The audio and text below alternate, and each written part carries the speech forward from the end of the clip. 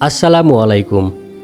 আজ আমরা উপস্থিত আছি হুফাফাজুল কুরআন ফাউন্ডেশন বাংলাদেশ হিফজ শিক্ষা বোর্ড এর কেন্দ্রীয় পরিদর্শক হাফেজ মাওলানা আহসানুল্লাহ সাহেবের এক গুরুত্বপূর্ণ সফরকে ঘিরে।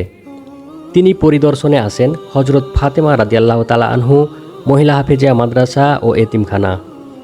পরিদর্শনকালে তিনি মাদ্রাসার ছাত্রীদের কুরআন তিলাওয়াত মনোযোগ সহকারে শ্রবণ করেন।